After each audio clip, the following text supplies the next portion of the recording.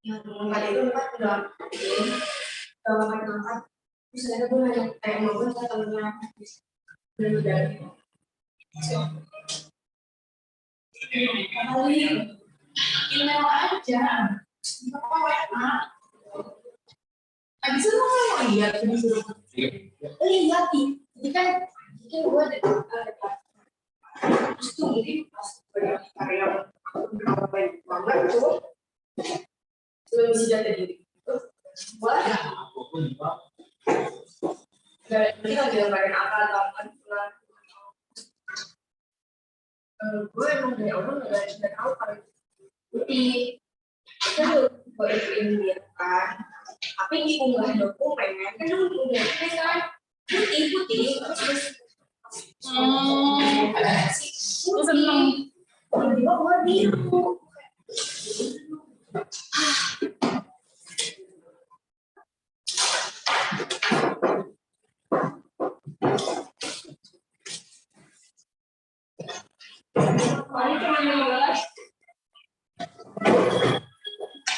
kita bahas pelan-pelan sambil kalian ngerjain dulu kali ya biar enak. Kemarin kira-kira TO-nya banyak tahu nggak?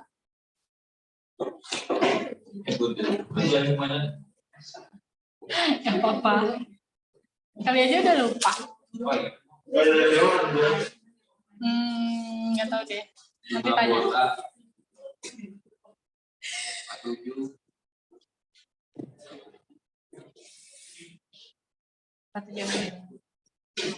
Coba kalian kerjain lagi dari nomor 46 sampai 50.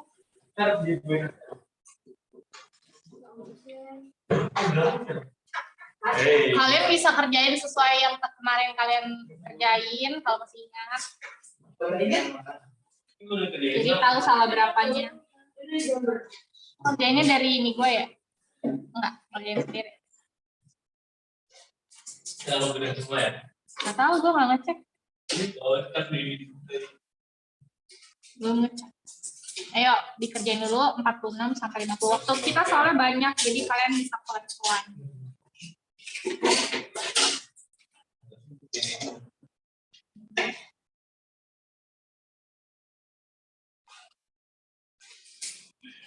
Tajali kemana Tajali? Rama kenapa nggak ke MP Rama? Nggak pernah kelihatan Rama. Apa kak? Ayo dong ke MP. Diskusi. Apa? Penampakan alam. Penampakan alam berarti kayak flora fauna. Flora fauna. Iya.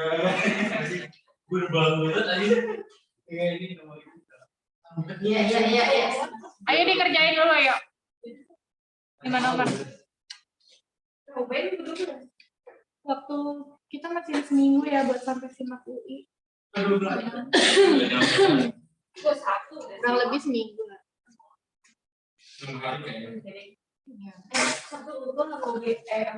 Ayo dikerjain dulu sampai nomor 50. Gue pengen lihat benar berapa kalian.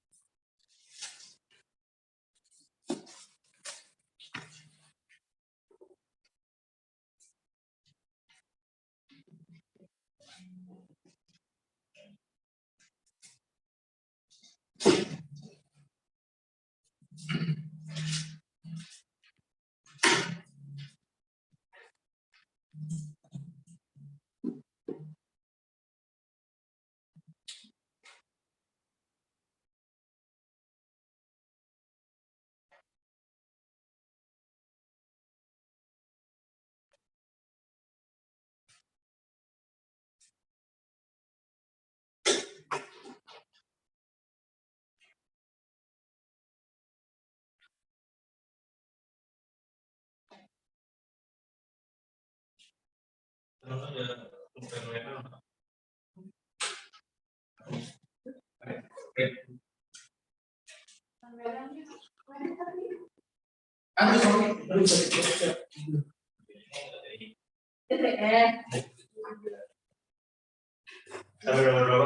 50.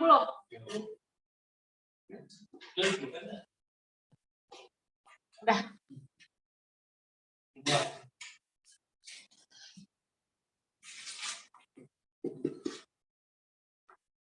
Itu mau foto kalian. Yang terakhir.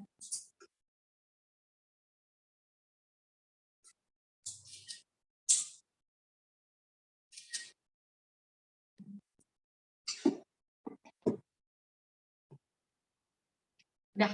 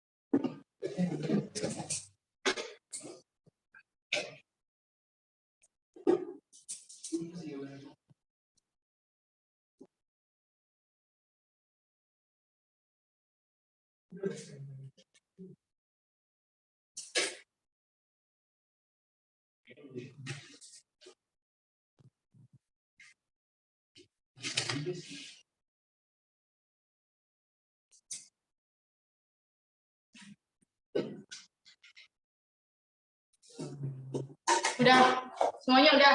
Angka 50. Udah. Oke. Nah, nomor 1 itu kan yang ditanyain masyarakat majemuk ya. Latar belakang terbentuknya masyarakat majemuk. Kecuali majemuk tuh apa? Iya, majemuk kan banyak ya, keberagaman, heterogenitas, kemajemukan, multikultural itu maknanya sama. Intinya tuh sama-sama ngebahas tentang perbedaan. Konotasi perbedaan di sini sebagian besar didominasi oleh perbedaan yang sifatnya diferensial atau diferensiasi. Walaupun untuk heterogenitas juga banyak dikaitkan dengan kelas ekonomi, tapi emang inti utama heterogenitas, kemajemukan dan multikultural itu sesuatu yang sifatnya horizontal. Makanya segala yang berkaitan dengan multikultural itu pasti berkaitan dengan perbedaan-perbedaan suku, ras, agama, wilayah, asal-usul dan sebagainya. Gender juga termasuk. Berarti yang tidak atau yang bukan merupakan latar belakang terciptanya keberagaman secara horizontal adalah jumlah anggota. Karena itu kan kuantitas. Kalau heterogenitas kan kuantitas. Kalau jumlah anggota itu kan kuantitas berkaitan dengan besar atau kecilnya. Jadi nomor 1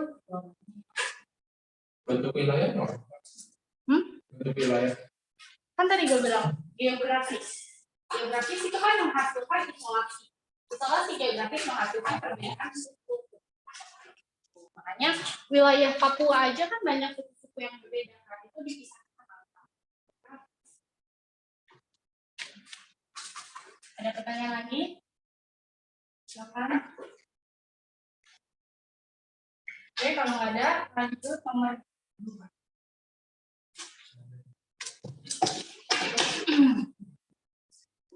Saat ini sudah banyak elektronik e-commerce. yang hadir di Indonesia. Tokopedia, Lazada, Shopee merupakan sekian dari banyaknya e-commerce yang ada di sekitar kita. Menjamurnya e-commerce dapat memberikan dampak positif maupun negatif. Berikut dampak positif dari menjamurnya e-commerce. Memudahkan cara untuk mulai segala hubungan. Ini kan pertanyaannya basic banget ya. Kalau misalnya berkaitan sama e-commerce itu, gue mau tanya, kalian masih ingat nggak? Kira-kira e-commerce itu erat kaitannya sama modernisasi atau globalisasi? Siapa yang jawab globalisasi? 1, 2, 3, 4, 5, 6. Enggak gitu dong. Yang jawab modernisasi. Oke. Kalau nggak milih? Gue nggak lihat lagi. Oke. Aska. Karena Aska beda sendiri, gue mau tanya. Kenapa menurut Aska e-commerce ini berkaitan sama modernisasi? Kayak pengajuan teknologi, ada e-commerce. Sebenarnya kalau dilihat dari asal muasalnya itu nggak salah, karena globalisasi bisa terwujud dari adanya modernisasi. Terus bedanya apa? Masih ingat nggak? Iya betul. Jadi modernisasi ini kita buat pengingat lagi ya, karena udah lama nggak dibahas. Ini adalah sebuah transformasi teknologi. Nah, sebenarnya e-commerce nggak mungkin ada kalau nggak ada modernisasi, tapi itu bukan dampak langsungnya. E-commerce adalah bagian dari proses penyebaran unsur secara global, secara mendunia, dan itu bagian dari globalisasi. Apa itu globalisasi? Proses penyebaran unsur secara mendunia. Nah, unsur di sini maksudnya bisa unsur budaya, bisa unsur bahasa, bisa unsur pendidikan, atau informasi-informasi secara umum. Jadi kayak adanya keselarasan atau kesamaan fashion, kemudian budaya populer, kayak film-film yang lagi trending di seluruh dunia, itu dampak dari adanya globalisasi. Gampangnya ngebedain, kalau modernisasi adalah teknologinya. Teknologi itu berkaitan dengan alat. Kayak smartphone adalah hasil dari modernisasi. Kemudian aplikasi-aplikasi di dalamnya kayak WhatsApp, Facebook, Instagram adalah hasil globalisasi, termasuk e-commerce kayak Shopee, Tokopedia, dan lain-lain. Sampai sini bisa dipahami ya. Jadi nomor 2 jawabannya yang B.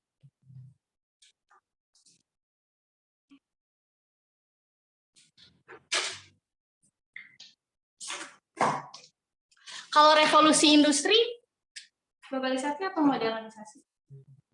Iya, betul. Karena dia menghasilkan alat-alat produksi yang baru.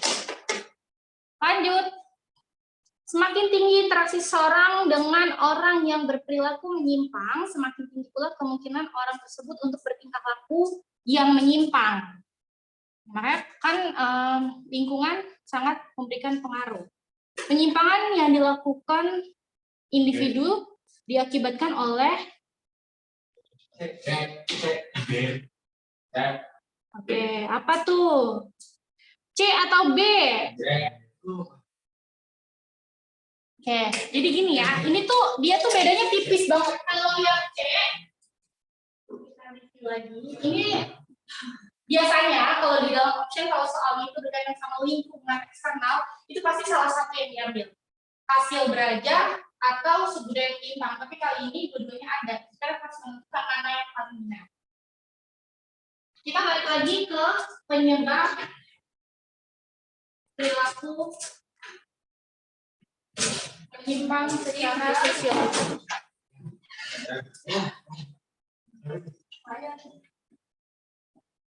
Ingat ya, penyebab perilaku menyimpang yang kita pelajari di sosiologi itu bukan penyebab secara common sense, tapi secara teoritis. Nah, yang pertama, penyebab perilaku menyimpang secara sosiologi adalah yang paling mendasar, yang paling parah dampaknya biasanya faktor keluarga itu apa? Apa namanya? Iya, itu secara konsep namanya. Ya, betul. Sosialisasi tidak sempurna. Mungkin kalau kalian nggak pernah dengar dalam istilah sosiologi, kalau kalian nggak pernah dengar dalam istilah sosiologi, sosialisasi tidak sempurna itu kayak rangkaian kata yang common sense gitu ya. Tapi sebenarnya sosialisasi tidak sempurna adalah sebuah konsep sosiologis yang menggambarkan sebuah teori penyebab perilaku menyimpang seorang individu, yaitu adanya kegagalan dalam pola asuh keluarga. Keluarga itu nggak cuma ayah, ibu, anak. Keluarga itu beragam. Kita semua nggak berasal dari latar belakang yang sama. Bisa jadi ada yang berasal dari panti asuhan, ada yang diasuh oleh saudara dan lain sebagainya. Inti dari keluarga bukan orangnya, bukan ayah, ibu, anaknya, tapi ranah atau media pertama yang menjadi tempat individu bertumbuh sejak dia kecil. Gitu ya. Jadi konsep keluarga di sini bukan cuma keluarga inti ayah, ibu, anak, tapi keluarga adalah asal pertama individu lahir dan dibesarkan. Tuh. Kalau lingkungan utamanya itu tidak mendukung perkembangan individu ke arah yang positif, berarti penyebab perilaku menyimpangnya adalah sosialisasi tidak sempurna. Contohnya kayak gimana? Kira-kira. Jadi soal yang lain coba. Hah, kayak di soal, berarti lu jawabnya sosialisasi tidak sempurna. Kayak di soal, berarti lu jawabnya sosialisasi tidak sempurna. Salah.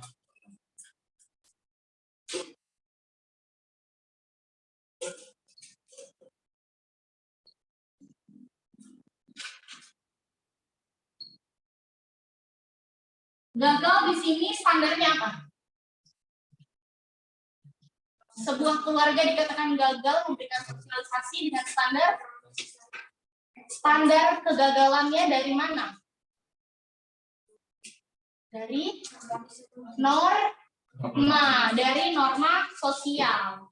Norma adalah hasil konstruksi dari manusia. Manusia menghasilkan norma, memberikan standar-standar dalam kehidupan masyarakat, yang akhirnya bisa menentukan sebuah kegiatan atau sebuah fenomena itu sebagai sesuatu yang benar, salah, baik, buruk, gagal, atau berhasil. Tuh, jadi proses kegagalan dalam pola asuh di dalam keluarga itu berarti keluarga tidak bisa memberikan sosialisasi yang sempurna sesuai dengan norma-norma yang sudah dikonstruksi di masyarakat. Kalian pernah nonton 50 Shades of Grey? Ini serius? Pernah? Enggak. Kalau kalian nonton, itu, ya, itu kan BDSM penyimpangan kan? Iya. Oh, ini bukan BDSM-nya ya, tapi penyebab dia memiliki kelainan atau apa ya, kecenderungan menyimpang dalam aktivitas seksualnya itu karena kegagalan pola asuh keluarga. Jadi dari kecil dia itu disiksa sama ibu kandungnya sendiri. Kemudian dia diasuh oleh perempuan lain yang menjadikan dia sebagai budak seksnya. Dari dia kecil, dari dia bertumbuh. Berarti keluarga intinya dia memberikan sosialisasi seperti itu sampai akhirnya dia menjadi penyandang BDSM. Terus juga kalian nonton Split nggak? Split yang 24 kepribadian? Nggak juga. Ya, itu juga contoh konkret dari penyimpangan yang muncul karena sosialisasi tidak sempurna. Dia jadi psychopath. Dia punya 24 kepribadian, dia bisa melahirkan pribadi-pribadi yang baik, tapi bisa juga yang ekstrim jahatnya. Makanya tadi gue bilang sosialisasi tidak sempurna ini adalah faktor penyebab yang paling basic, mendasar, dan sangat berbahaya karena dari kecil. Kalau di sini udah rusak, potensi untuk mendapatkan penyimpangan yang lain-lain itu lebih mudah. Penyimpangan yang lain-lain itu disebabkan oleh budaya menyimpang. Ya, budaya baru yang menyimpang. Contohnya, budaya pertama yang dilahirkan dari sosialisasi di dalam keluarga memberikan standarisasi sesuai dengan norma. Tapi ketika kalian bergaul dengan lingkungan sekitar, kalian menemukan suatu persepsi baru tentang kata-kata penyimpangan. Yang awalnya kalian tahu nih kalau narkoba itu menyimpang, secara sadar tahu. Tapi ketika bergaul sama teman-teman kalian pakai narkoba, terus kalian merasa mereka aja pakai baik-baik aja. Yaudah lah, gue coba-coba. Padahal sadar nih tahu itu adalah perilaku menyimpang. Tapi setelah mencoba dan melakukan berkali-kali menjadi sebuah kebiasaan. Kenapa biasa? Karena sudah mendapatkan sosialisasi baru dalam bagian kebudayaan baru yang menyimpang. Budaya itu kan bagian budaya. Jadi dia menjadi terbiasa melakukan penyimpangan karena dia berada di lingkungan yang intensitas penyimpangannya tinggi. Gitu. Jadi proses penyimpangan terjadi karena intensitas bergaul dengan pelaku penyimpangan yang sangat tinggi. Jadi kalau di dalam budaya menyimpang yang menyebabkan kita bisa menyimpang itu close friend ya, inner circle-nya, pergaulan yang paling dekat sama kita. Paham ya? Poinnya adalah pergaulan, teman dekat, close friend. Terus ada lagi satu lain yang mirip yang tadi kita bingung di differential association.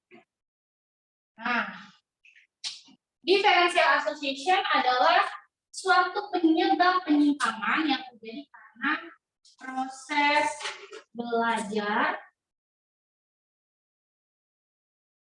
atau alih budaya. Proses alih budaya yang menyimpang. Proses belajar atau proses alih budaya terhadap hal-hal yang menyimpang. Nah, kalau tadi di budaya menyimpang, intensitas penyimpangan terjadi karena pergaulan yang intens, yang dekat berkali-kali. Kalau dalam differential association, penyimpangan terjadi kalau kalian mempelajari penyimpangan secara berkala dan berkelanjutan. Mempelajari itu bukan berarti harus bergaul dengan orang yang menyimpang, tapi bisa juga dengan cara begitu. Selain dengan bergaul dengan orang-orang yang menyimpang, apalagi kira-kira sarana yang bisa menghasilkan differential association. Kalau ini kan cuma pergaulan. Kalau ini apa? Hah? Korupsi itu kan karena ranah lingkungan. Bisa juga sih karena nonton, karena lihat, karena dengar cerita, baca berita, itu bisa. Kalau konteksnya korupsi. Korupsi adalah contoh penyimpangannya. Kenapa orang bisa korupsi? Kalau dilihat dari sudut pandang differential association, karena proses kebiasaan. Kayak misalnya kita udah terbiasa kalau ditilang bayarnya ke polisi, bukan ikut sidang. Terus kita udah terbiasa kalau bikin SIM nembak, bukan ikut tes dan lain sebagainya. Itu kan bisa proses pembelajaran, internalisasi kan. Dari pertama kali kita tahu, adanya kayak gitu, padahal itu menyimpang. Atau sering nonton film-film yang bisa mempengaruhi kondisi psikis, kayak itu film-film pembunuhan, film-film, ya bisa juga munculnya fetis-fetis itu juga bisa karena ini. Fetis. Jadi intinya proses belajar itu intensitasnya dibuat sama diri sendiri. Tapi kalau budaya menyimpang itu intensitasnya dari lingkungan pergaulan, dipengaruhi oleh teman-teman. Nah, kemudian yang keempat, faktor penyebab penyimpangan adalah labeling. Makanya harusnya kalau kita memberikan sanksi sosial itu jangan terus-terusan, karena lama-lama sanksi sosial yang awalnya menjadi sarana untuk pengendalian bisa berdampak malah menghasilkan penyimpangan yang lebih parah. Tuh, jadi kenapa orang bisa melakukan penyimpangan ketika dia di label? Karena pelaku merasa sudah tidak mendapat kesempatan untuk memperbaiki diri. Makanya kan kalau orang yang dari penjara keluar diasingkan sama orang-orang di sekitar, dia bakal ngelakuin kejahatan lagi karena udah labeling, dia udah nggak dapet kepercayaan di masyarakat. Terus terakhir adalah anomi. Apa tuh anomi? Gara-gara normanya tidak berjalan atau tidak mengikat atau tidak bisa mengendalikan masyarakat. Jadi ini adalah proses kegagalan norma dalam mengendalikan. Kenapa bisa begitu? Biasanya anomi terjadi ketika adanya perubahan sosial antara norma-norma yang berjalan di masyarakat dengan keinginan masyarakat sudah bertentangan. Jadi normanya diabaikan. Terutama yang paling sering mengalami ini atau yang bisa menjadi pendobrak terjadinya anomi itu generasi muda. Karena yang paling mudah menerima perubahan adalah generasi muda. Oke, jadi kalau ditanya penyebab perilaku menyimpang secara sosiologis itu ada 5, dan ini adalah konsep, nggak bisa berubah. Selain dari ini salah, gitu ya. Berarti sekarang udah jelas nih perbedaan. Yang mana jawaban yang tepat dari nomor? Iya. Iya.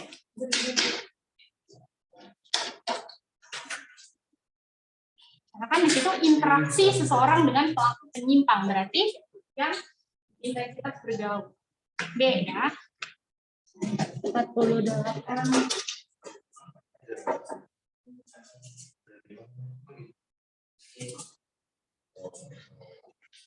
Nomor 4.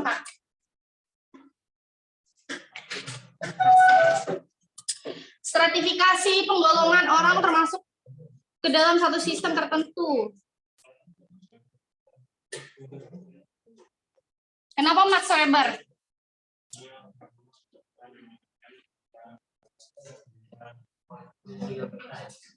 Karl Marx kan selalu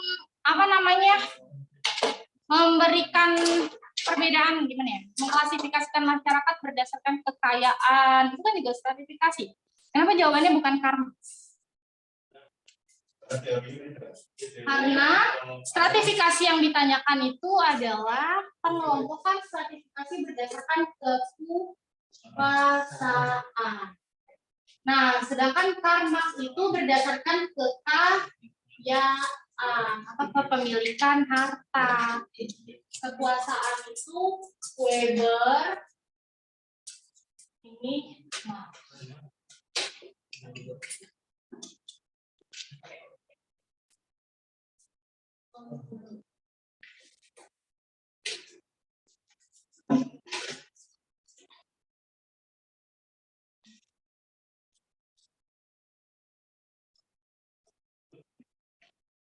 Apa itu privilege? Prestige. Privilege adalah hak-hak istimewa, prestige adalah gengsi. Iya. Oke. Nomor 49 jawabannya C.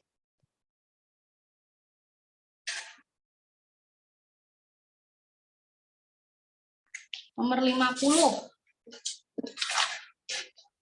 Berikut ini yang merupakan agen sosialisasi primer. Apa itu agen sosialisasi primer?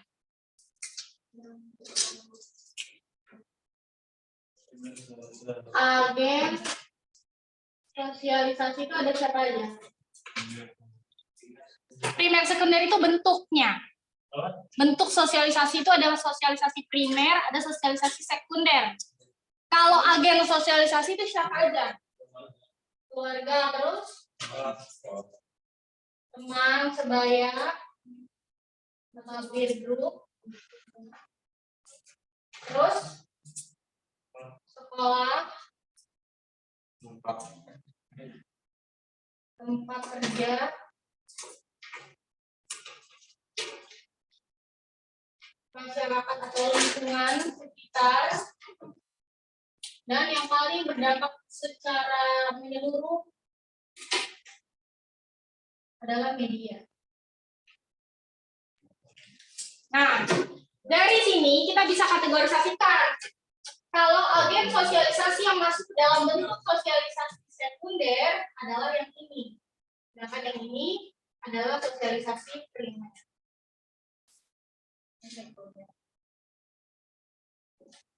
Nah, primer sekunder adalah bentuk sosialisasi.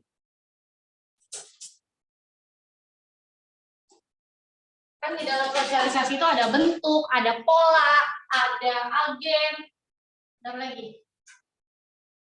Ada ya? Pola, bentuk, agen.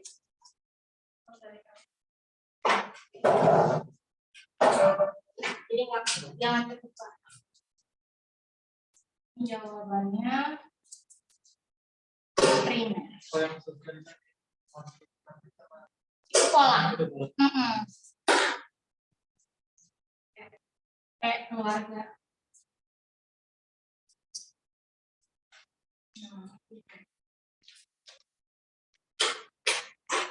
Kalau partisipatif apa maknanya?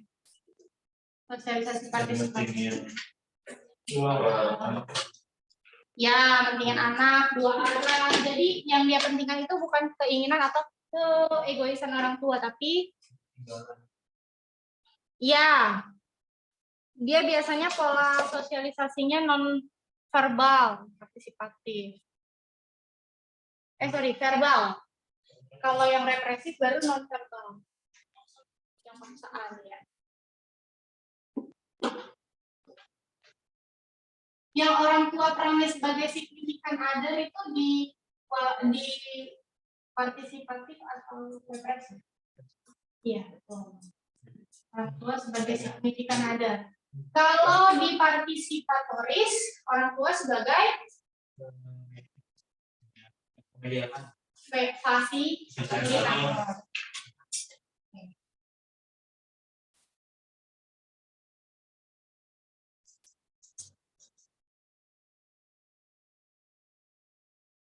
Kerjain lagi 3 nomor. 51, 52, 53.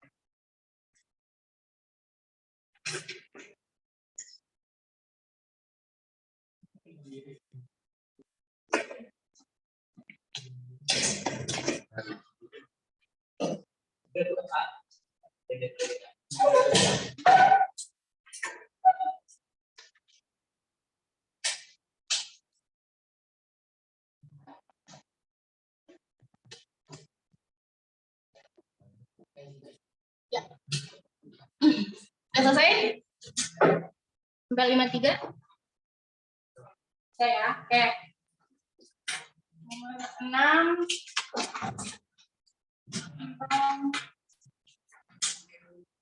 faktor penghambat perubahan sosial budaya. Sebenarnya kalau antara penghambat sama pendorong itu kalian pasti bisa jawab sih, karena secara common sense juga bisa gitu. Kan kalau faktor perubahan sosial itu cuma ada 3. Faktor perubahan sosial. 3 itu diantaranya ada faktor pendorong, kemudian ada faktor penghambat, dan yang terakhir ada faktor penyebab. Bedanya apa? Penghambat dan penyebab.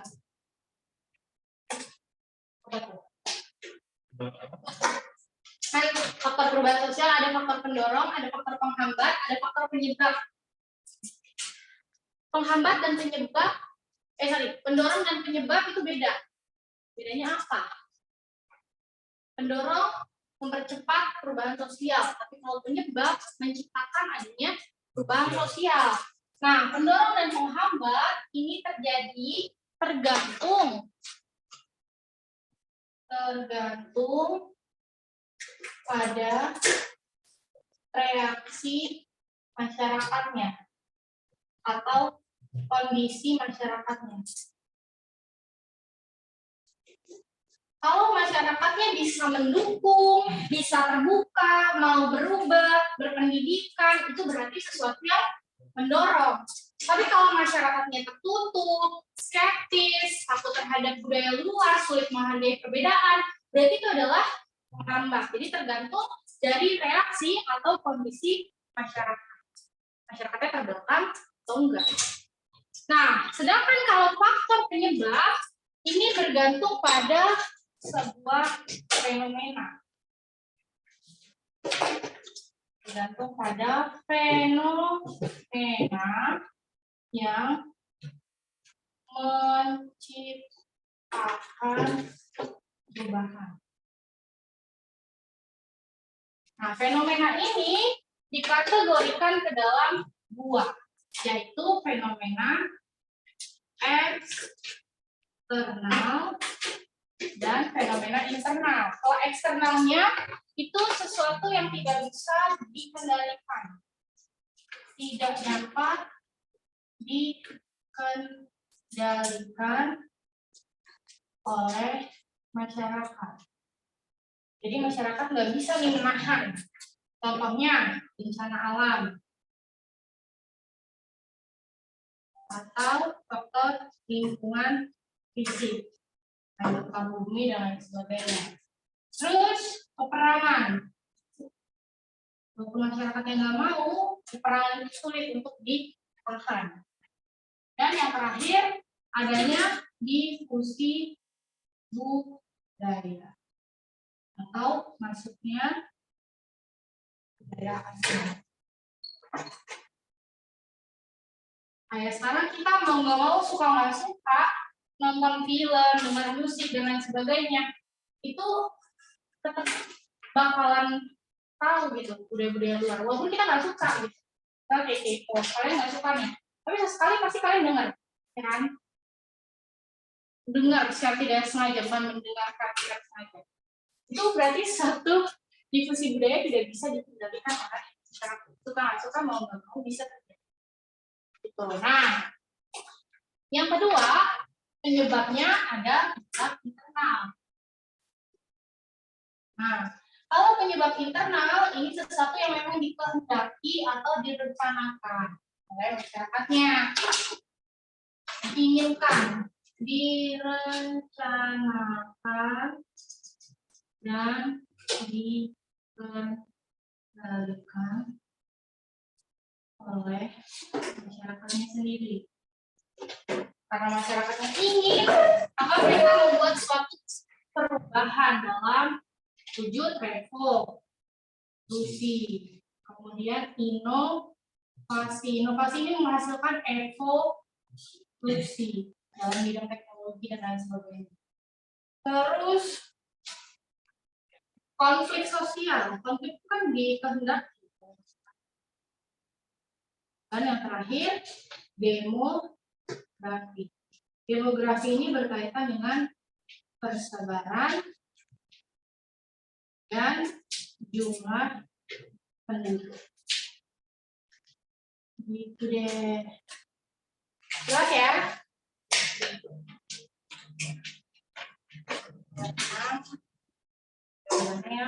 Apa itu? Present interest.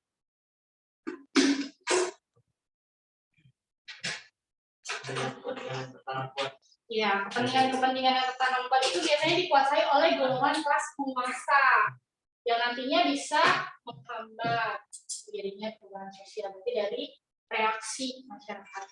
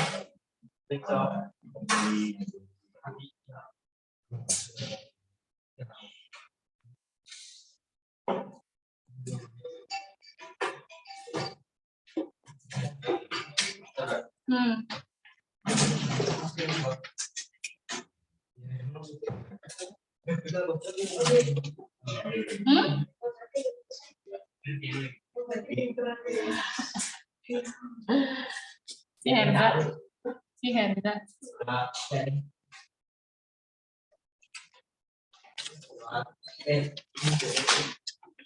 Wow, selamat malam Pak.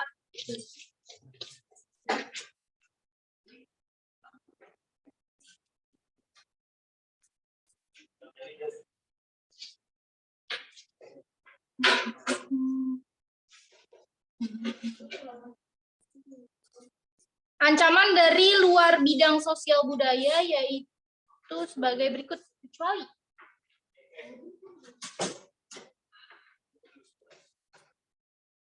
dari 15.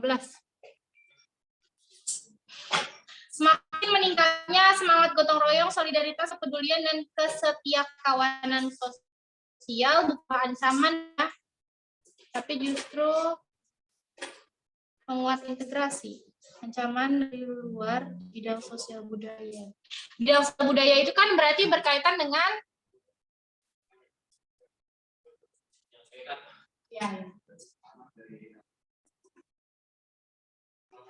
pokoknya bidang sosial budaya itu berkaitan dengan interaksi, integrasi, keharmonisan, kelangsungan budaya. Jadi jawabannya yang E. Iya. Jadi itu bukan merupakan ancaman. Ini buta. Wih. Ini bisa masuk nggak? Mantul juga.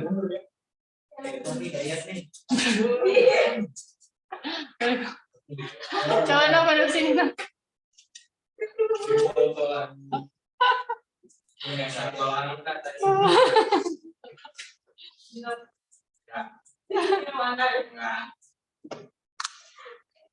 Lima tiga sosiologi. Oh ya, sampai sini ada yang udah salah berapa coba?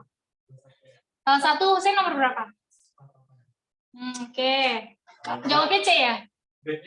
Iya, masih mending lah. Karena emang itu mirip-mirip. Salah dua yang mana, Adam?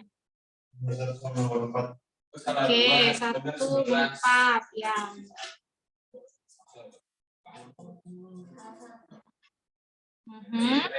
Rania, salah satu yang mana? Nomor 1. Jawabannya apa?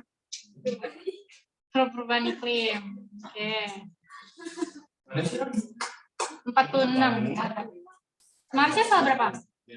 Nomor 1. Oke. Haura salah berapa? Oh, nomor di ini. Nomor 1 jawabannya D. 2 B. 3 B. 4C, 5E, 6A, 7E. Salah berapa?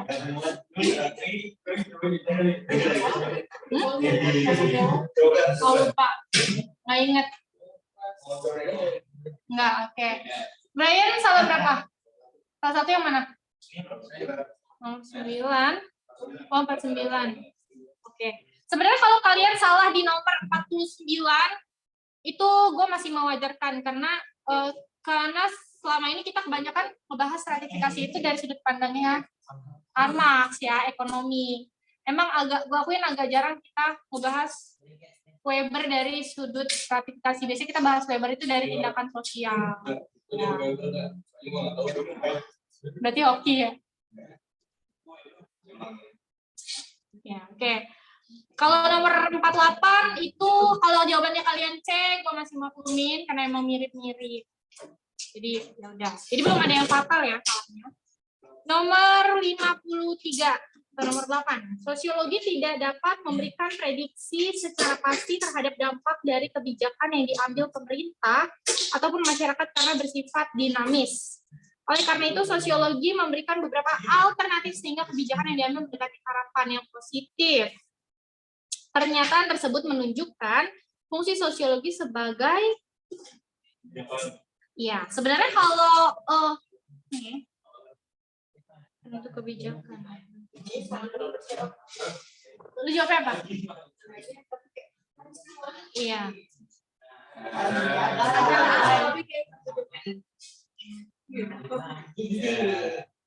Gini ya, jadi sebenarnya penentuan kebijakan itu sama kayak perencanaan sosial, kan? Fungsi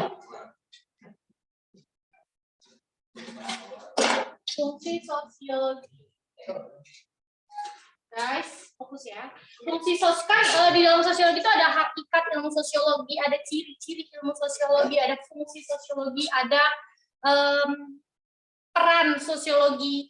Peran sosiologi itu dari orang-orang yang ahli di bidang sosiologi, kayak menjadi seorang praktisi, menjadi seorang pendidik, menjadi seorang peneliti. Itu adalah peran, ya. Ingat ya. Kalau kegunaan atau fungsi itu dari ilmu sosiologinya. Kalau peran dari orangnya, kalau kegunaan dari ilmu sosiologinya. Ilmu sosiologi di dalam kehidupan masyarakat bisa menjadi sarana pemecahan masalah sosial. Biasanya pemecahan masalah sosial ini dilakukan melalui kajian-kajian oleh para sosiolog. Jadi membandingkan fenomena-fenomena yang terjadi di masyarakat A, B, C dengan fenomena penyimpangan dan masalah-masalah yang seragam, gitu, tapi di wilayah-wilayah yang berbeda. Nanti dicari solusinya, misalnya pengangguran, kemiskinan, kemudian kriminalitas dan lain sebagainya.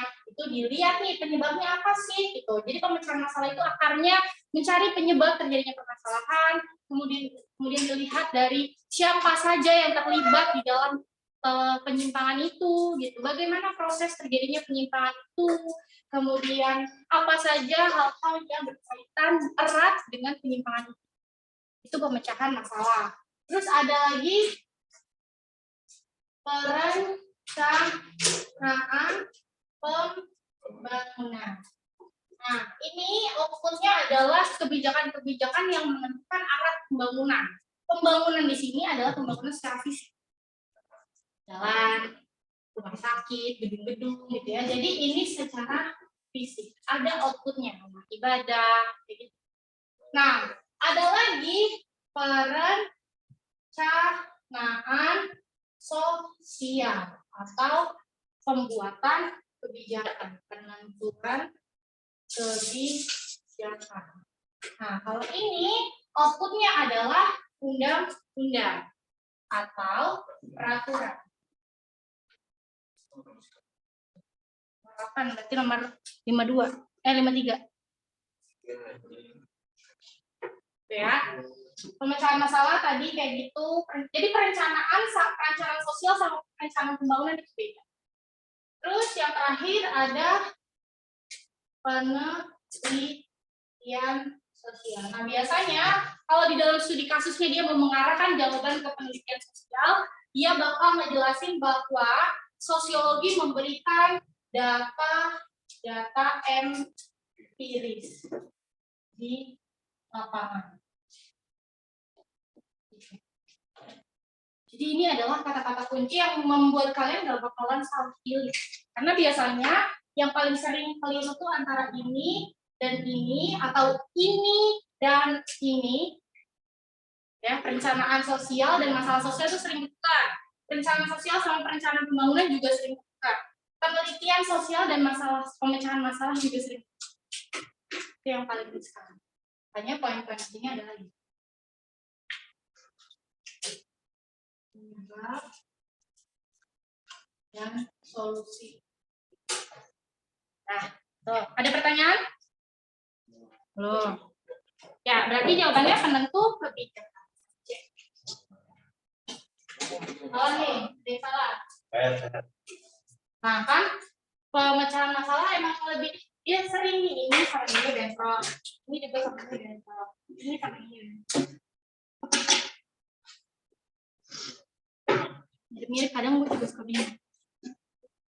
Nomor 54 atau nomor 9? Aduh, baca dulu.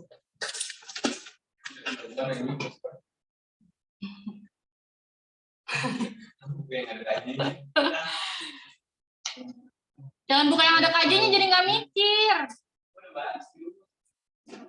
Nggak apa-apa, bahas lagi. Kemarin tuh ya banyak yang bilang ke gue nilai UTBK sosiologinya rendah, padahal merasa ngerjainnya gampang. Ya. Oh, siapa yang 800? Bener. Lu berapa? Tapi enggak lanjut. Gimana? Nilainya nggak sesuai ekspektasi kan? Nah emang kayak gimana ya, kelemahan sosiologi tuh dia jawabannya emang mirip-mirip, sering ketukar. Makanya kalian harus benar-benar paham sampai ke teori akarnya. Kata-kata kunci itu penting banget, bikin nggak keliru ngejawab.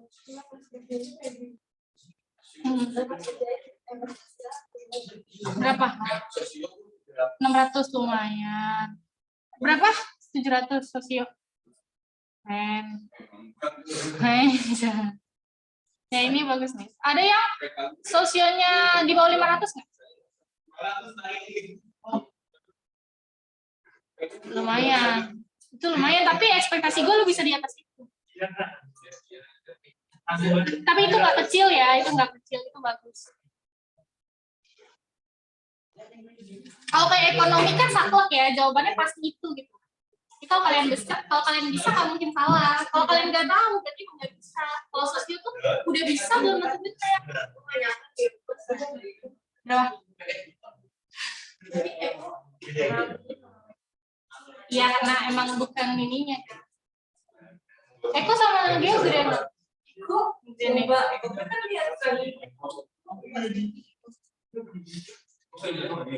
Geo tuh pengetahuan umumnya luas banget. Bagus. Sejarah tuh kebanyakan sejarah Indonesia atau sejarah luar? Wow. Tapi kalau yang gue dapetnya deket-deket sekarang. Itu lebih ngesekan. Iya. Bingung gue. Konferensi Asia Afrika. Bali nanti baru berapa? Lahir tadi. Yang bom Bali. Apa? Nggak tahu. Itu agak kalau dasar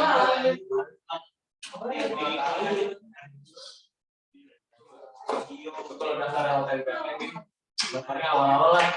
Ya gampang ini. Di awal-awal lebih gampang ya. Sesi 1, gombal 1.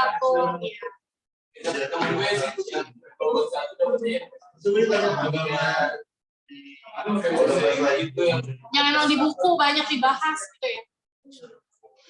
Oke.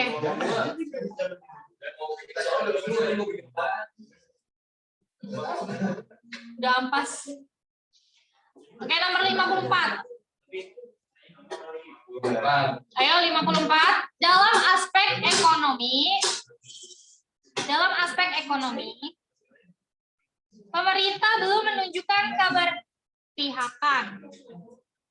Ayo fokus dulu. Dalam aspek ekonomi, pemerintah belum menunjukkan keberpihakan pada penyandang disabilitas. Selama ini pemerintah menilai kemiskinan dalam perspektif ekonomi, padahal rumah tangga memiliki penyandang disabilitas sangat berpotensi mengalami kerentanan menjadi miskin karena memiliki pengeluaran lebih tinggi dibandingkan keluarga lainnya untuk biaya perawatan difabel, sedangkan pemasukannya sulit karena dia sulit menerima pekerjaan ya. Jadi itu adalah proses membeda-bedakan diskriminasi. Tapi sekarang program PNS udah ada yang khusus ya, body difabel, udah kuotanya lumayan. Paternalisme itu adalah semacam penjajahan. Jadi gini, paternalisme terjadi ketika ada kelompok eksternal masuk ke suatu wilayah, kemudian dia mendominasi, tapi bukan cuma mendominasi sumber daya manusianya, tapi juga sumber daya alamnya. Jadi dia menguras sumber daya alamnya, mendominasi sumber daya manusianya, itu disebut dengan paternalisme. Penjajahan. Yang dilakukan sama Belanda ke Indonesia.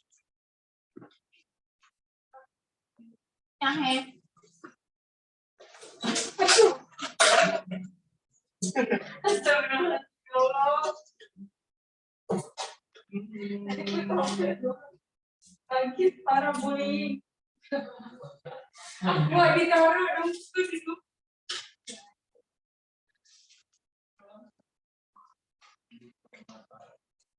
Nomor 10 gampang banget ini.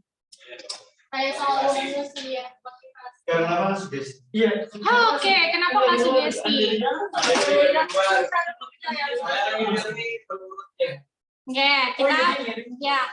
Santo selalu menyempatkan diri membaca koran setiap pagi, berarti di kasusnya membaca koran. Santo membaca koran. Yang ditanyakan, oh ya, di penekanannya di situ dibilang, menurut Santo membaca koran itu dapat menambah ilmu pengetahuan atau informasi. Berarti Santo tidak dipengaruhi oleh siapapun, ya kan? Itu adalah penilaian dia yang menghasilkan sebuah tindakan. Berarti dorongannya dari diri dia sendiri. Berarti faktor yang mempengaruhi adalah motivasi. Dia sugesti, dia kan menganggap dengan baca koran dia bakal pintar gitu. Sugesti itu bukan dilakukan oleh dia. Sugesti itu dilakukan oleh orang lain. Harus orang lain. Motivator ada yang memberikan sugesti. Semua kata-kata yang dikeluarkan oleh motivator adalah sugesti. Semua kata-kata yang dikeluarkan oleh iklan adalah sugesti. Kalau misalnya kalian habis nonton film, melihat orang sehat, setiap pagi makannya teratur, olahraga segala macam, akhirnya kalian pengen tuh kayak gitu. Keinginan itu muncul setelah kalian nonton film atau melihat orang lain. Itu adalah sugesti. Kalau misalkan bukan harus ngomong ya, tapi melihat itu bisa. Kalau misal orang tua, kalau anaknya sakit harus dokter. Itu sugesti. Sugesti yang dikonstruksi sama masyarakat bahwa dokter bisa mengobati orang sakit. Kepercayaan, ada faktor trust di dalamnya. Kayak kalian mau belajar sosiologi di kelas gue hari ini dipengaruhi oleh faktor sugesti. Kepercayaan kalian, kalau gue bisa mengajar sosiologi, coba kalau tiba-tiba gue ngajar matematika, ada yang mau datang? Makasih. Pasti nggak percaya gitu. Jadi sugesti itu dipengaruhi oleh trust, kepercayaan. Makanya orang yang memberikan sugesti biasanya memiliki kapasitas pengetahuan yang lebih tinggi, luas. Orang yang mudah tersugesti berarti menandakan dia memiliki kemampuan intelektual yang terbilang rendah. Yang percaya sama iklan rata-rata kelas menengah bawah. Barang-barang yang diiklankan itu kebanyakan barang-barang murah kan? Ya enggak? Karena didorong oleh faktor sugesti. Orang-orang percaya sama endorsement, selebgram, padahal selebgram aja nggak bakal pakai itu. Kalau orang yang tidak tersugesti pasti berpikir begitu. Tapi kalau kalian tersugesti berarti kapasitas intelektualnya masih di batas bawah. Orang-orang sugesti sama lu seperti apa? Tapi emang iya enggak? Oke, gitu ya. Jadi nomor 55 jelas motivasi. Kalau identifikasi apa? Bedanya sama imitasi apa?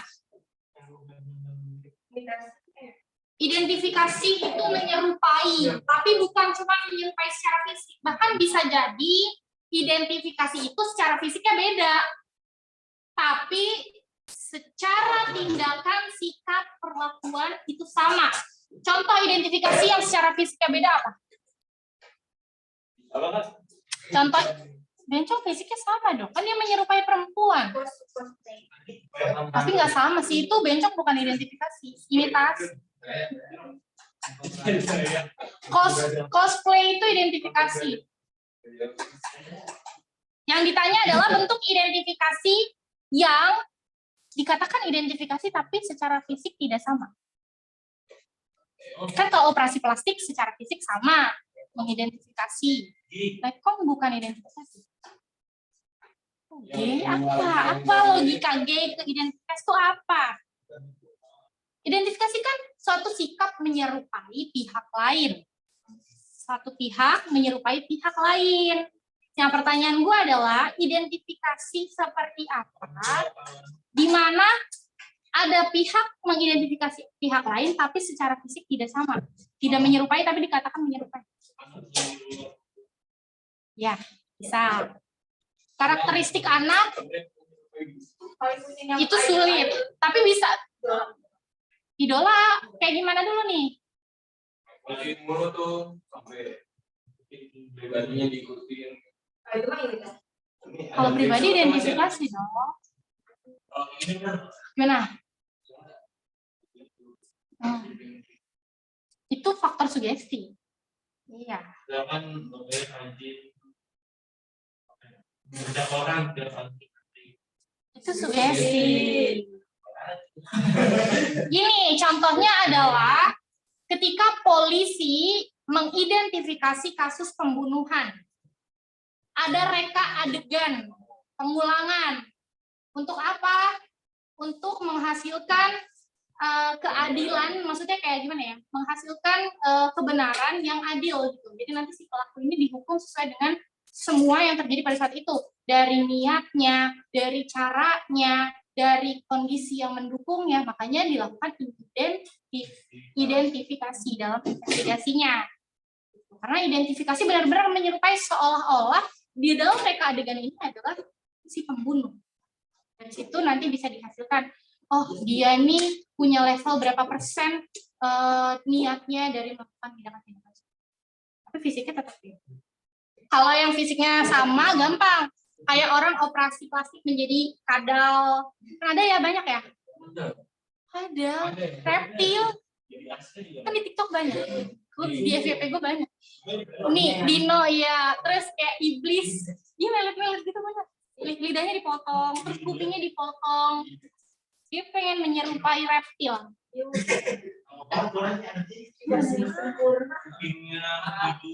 Iya.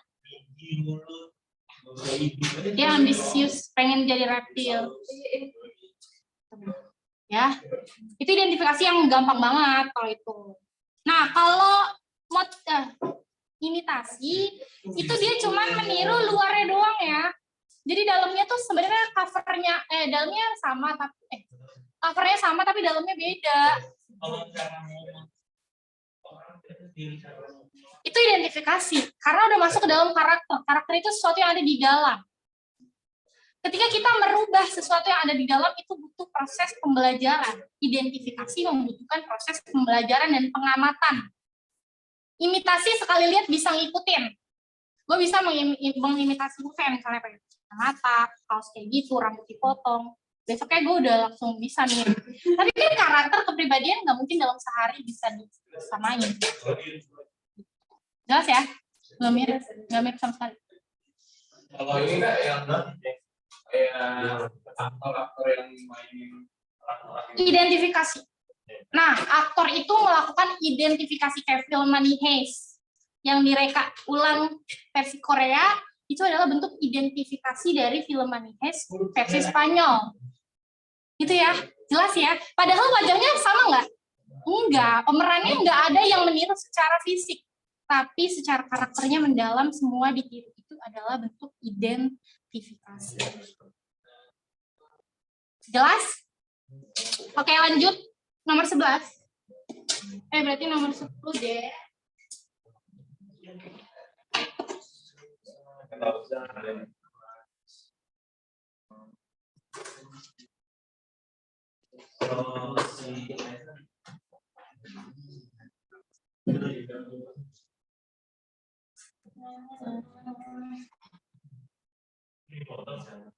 Ya.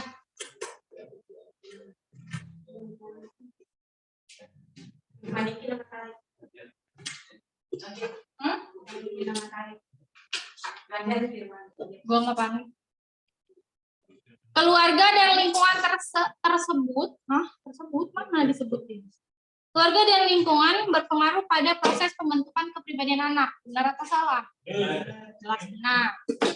Sebab kepribadian tidak hanya lahir dari reaksi individu terhadap lingkungannya, melainkan juga melalui proses interaksi keduanya.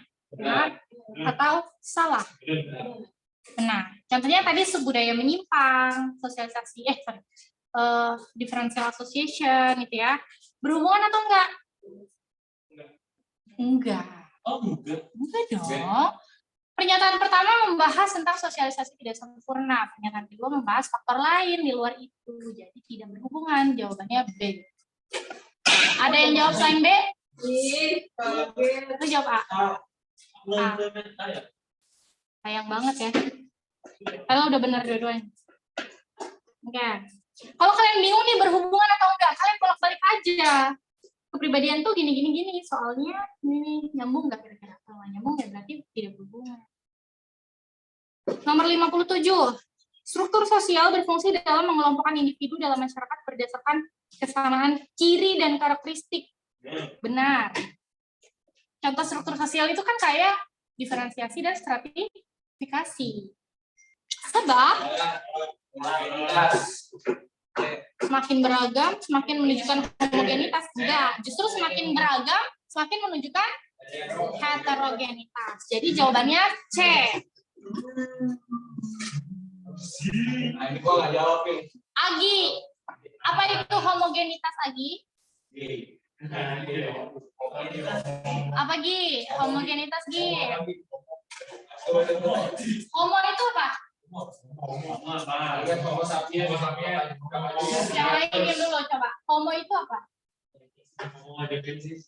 Bukan suka sesama jenis. Homo secara ilmiah maknanya adalah homo adalah Sapiens. kalau suka sesama jenis berarti dia satu jenis kan? Berarti homo adalah homo adalah dua.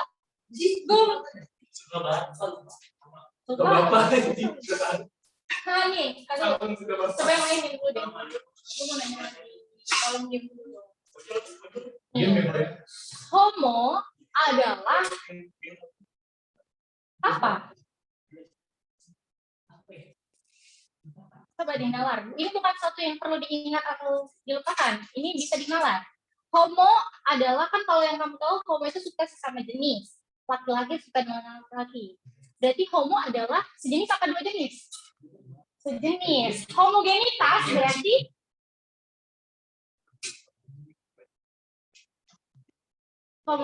berarti menunjukkan adanya kesamaan jenis, gitu ya. Kalau keberagaman jenis apa berarti? Kalau homogenitas kesamaan jenis, kalau perbedaan jenis apa? Heterogenitas. Oke, gitu ya. Oke, bagus. Lanjut. Berarti nomor 11 kan tadi jawabannya. Nomor 12 jawabannya C.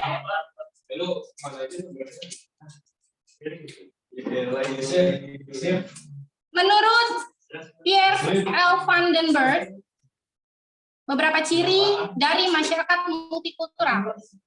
Agi, oke, lanjutin Gi. Kalau multikultural itu heterogen atau homogen? Multikultural itu homogen atau heterogen? Kenapa?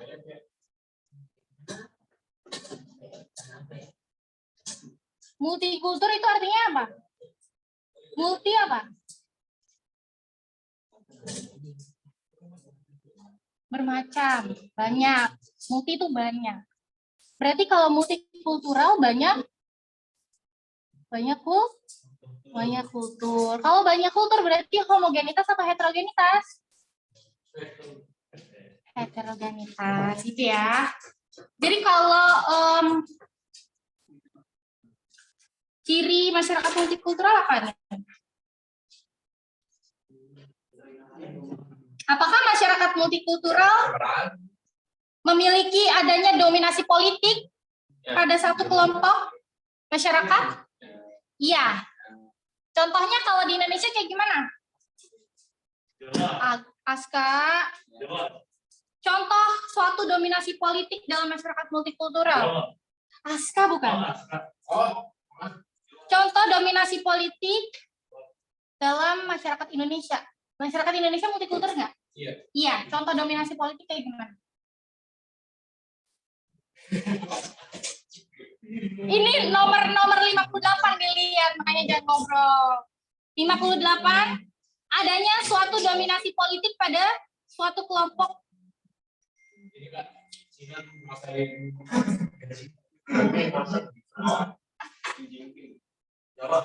Ayo, gimana? Nggak apa-apa. Dominasi politik terhadap kelompok, dari satu kelompok terhadap masyarakat. Contohnya, Sinop diam dulu. Gimana? Jawa banyak.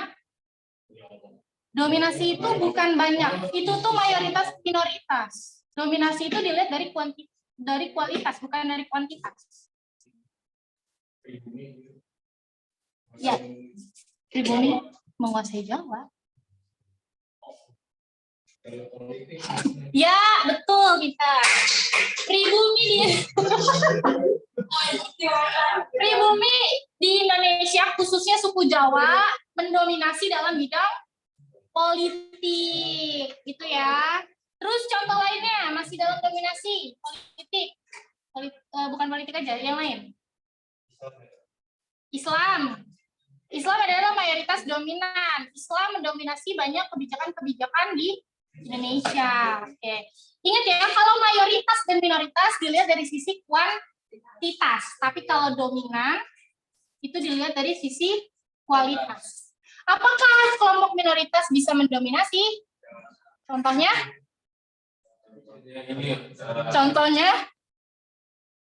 Cina dalam bidang ekonomi. Kalau di kesukuan, contohnya Jawa itu mayoritas. Tapi bisa deh Jawa di Sumatera. Jawa di Sumatera itu minoritas, tapi dominan. Madura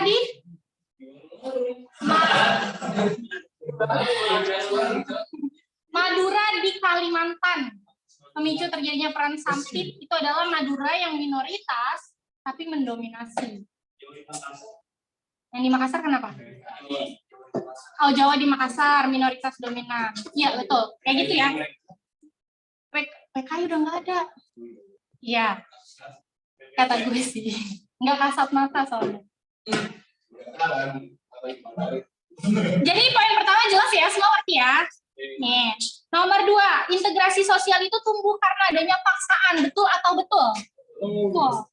Kenapa kita dibilang terintegrasi karena dipaksa? Apakah kalian merasa terpaksa? Iya. Betul. Kita harus nurut sama semua peraturan-peraturan yang dibuat sama pemerintah. Sekolah pakai seragam, pakai sepatu hitam, harus menunggu lampu merah, itu bentuk bahwa Makan makan ya kayak gitu ya. Integrasi nasional dipaksakan karena kalau nggak dipaksa semua pasti mau punya egonya masing-masing.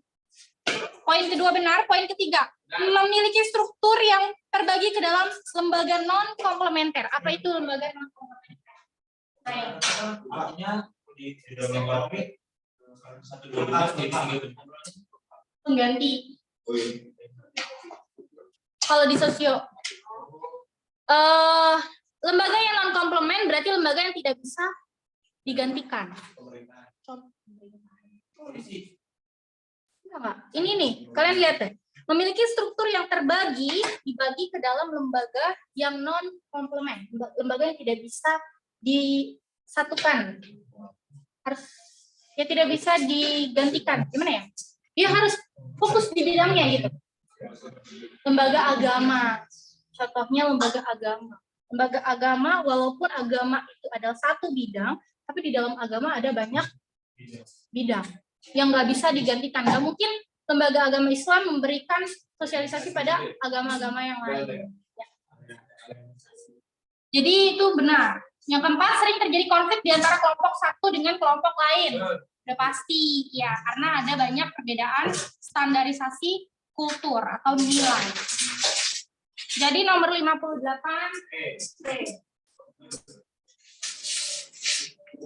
59. Di bawah ini faktor yang dapat memunculkan primordialisme. Diulang lagi, apa itu primordialisme? membanggakan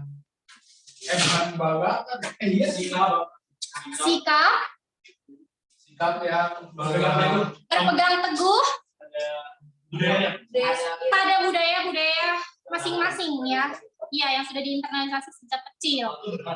Berarti yang dapat memunculkan hal itu tuh apa? Adanya kecintaan yang mendalam terhadap kampung halaman. Benar. Ya, semuanya benar. Adanya tekad, adanya nilai menjunjung tinggi. Ya, semuanya benar. mandiri adil saya mau keluar nggak? Nggak tahu, tanya, coba nanti tanya di bawah. Secara lebih spesifik, sosiolog Suryono Sukanto menerangkan beberapa sebab yang mampu memicu terjadinya konflik sosial, yaitu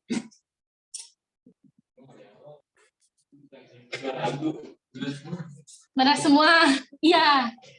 Jadi perbedaan perasaan, pendirian, perbedaan pendapat bisa, sifat prasangka, kebudayaan bisa, perbedaan kepentingan apalagi, perubahan nilai-nilai bisa menghasilkan pro dan kontra yang hasilnya juga mengarahkan pada konflik. Jadi 60 jawabannya Nah, selesai pas azan. Oke, yang di rumah ada pertanyaan? Silakan. Lai, Aisyah, Rama, ada pertanyaan nggak? Halo? Oke. Aman. Nah, oke, yaudah. Oke, buat yang di rumah terima kasih atas perhatiannya ya. Kakak cukupkan dulu Zoom-nya. Assalamualaikum.